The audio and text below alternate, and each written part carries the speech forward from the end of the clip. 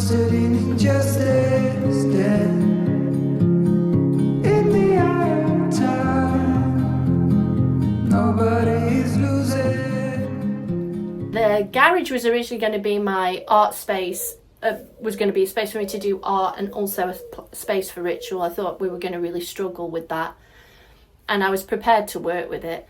And I'd even set up a little altar in there, but my dad then came back and said, you know, the greenhouse, you should use the greenhouse. So, and the greenhouse is absolutely perfect. It's completely enclosed. It's beautiful. It's aesthetically very appropriate. And I thought it was a really nice thing that when I came in, there were already some little kind of ritual items, because my dad had used this as a space for like meditation and things in the past. So it already has a really great vibe. And I am really excited to kind of add to it to make it feel like a really kind of magical place, though it already does. Obviously the first job is to clear out some of the stuff that's in here, but some of it I'm actually going to keep. These drawers are going to be great for putting incense and other little ritual items in, and these shelves are going to be really useful. I think we'll move stuff around though, so that we've got decent space.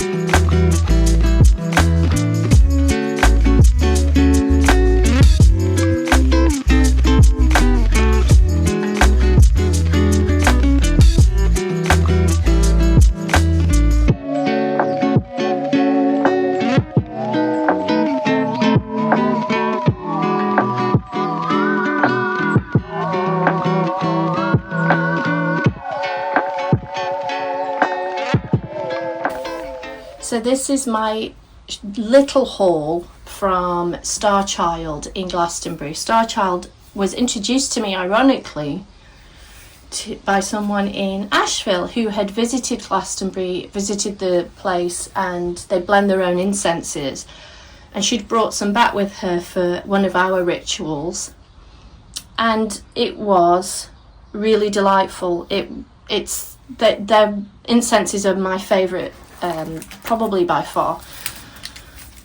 At the moment we're not able to drive, so I had to get some other things too that I didn't know. I didn't even know where to buy things here. They had charcoal, so that's good, and that was something I really needed. So we got 2 of those. There's another one. And in case you're wondering how I'm going to burn them, I'll probably either burn them in this container here. It's a bolty dish, but I'm using it for ritual, or my little cauldron. This is a new thing that I got. It's a fragrance or a perfume, and given that their incenses are so beautiful, and I've had some of their oils too, I wanted to get a perfume, and this one is elder. This one is very special because when I went for a walk along the canal, we talked a lot about the elder tree and how the elder tree is purported to have the goddess living in her, and you have to ask her permission before harvesting anything from her. And it smells absolutely delightful. It's got a really juniper-y kind of, almost smells like gin. It's got a really lovely sort of fresh botanical smell to it, so I'm looking forward to using that. Then I got a couple of mini candles because I didn't bring any white candles with me, and I wanted white ones for my next full moon ritual, which I'll do live, hopefully, if I can get the internet stretched to this end of the yard. So we got a couple of white candles. They're actually smaller than I expected, but they'll work really well. There we go, a couple of those. So when we get to the moon ritual, I can dress my altar in white. And now, this is the really big deal. The incense. I'm going to see if I can get this tape off. Wait, is anybody else obsessed with small cardboard boxes? I really love them and I don't know why. Also, over the last several months, because we've been moving and packing, I've become so used to saving cardboard boxes that my dad keeps picking them up and saying, why are we keeping these? And I'm like, just because I forgot that I'm not moving anymore. I've moved, so I don't need all this stuff. Okay, I didn't have the patience for the tape. So I'm just taking them out. This one is Lunasar, because we're coming up to Lunasar next month, and I'm looking to develop a ritual for that. Oh, it's got a wonderful sagey, savoury smell. I'm so excited to burn that on Lammas Lunasar. Really beautiful. If you want to look inside, look at that. You've got big chunks of what looks to be frankincense, and they don't list what's in them, which is a very good idea because, oh, hold on, there is a bit. Just says gums, resin, essential oils. They're not specific, which is good because I think people would steal their ideas if they did, because it smells incredible. So what you can see is this is a good kind of robust incense with lots of really exciting kind of herbs and pieces of bark and so on, and fragrant pieces. And then I got one more, and this one is a moon incense, because of the full moon ritual that I'm planning to do. Oh, this one came with a little thing in it. So that's cool. If you can see that. Original botanicals. Come on, how cute is that little thing? Oh my god, that's amazing. It has this mentholy kind of smell. Hello, bee. And it's got this, it's incredibly pungent and fresh. It's it actually almost exciting to smell. It has a real kind of invigorating kind of fresh smell to it. Very different to the Lunasar one, which was sort of woody and sagey. So very cool, very excited to be trying those out.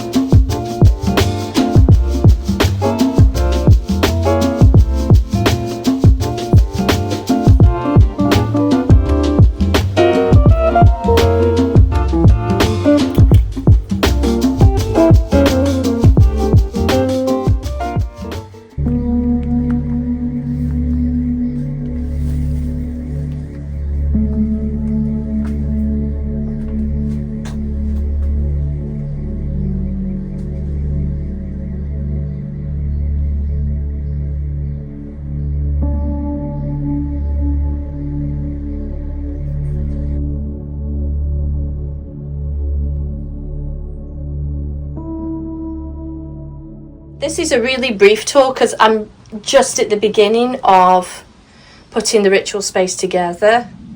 But I'm really happy with this section. You can see it as soon as you come in, because it's on the gable side. This is an altar cloth that if you've been following me, you will have seen me making back in Asheville, and now it's here. And I've put it more as a kind of backdrop. And this piece of beautiful kind of hand-loomed, this is kind of a scarf, was given to me by my friend Brandy, so that's really special. I bought this years ago. I bought this when I was a student, I think. And I was a student in my 20s and now my 40s. So it's well over 20 years old, and my dad had it the whole time. After I'd moved around and moved abroad, he kept it. And when I came in to look at the greenhouse, it was hanging up, and I thought, well, that's a good sign. a beautiful green man. These are shells that I got from our trip to Rugged Lake. They have these clams there. I don't think anybody eats them. They're probably not very clean. This I found, I think my dad must have got it from somewhere. It's like a Celtic something. He's all eroded, but I love that he's eroded. I think it's very cool. Obviously some candles. The yellow was in anticipation for Lammas. I'm actually going to probably swap those out for the full moon. A little cauldron. This is my little travel cauldron. I've got a bigger one coming in our shipment. So that's kind of going to be the main altar.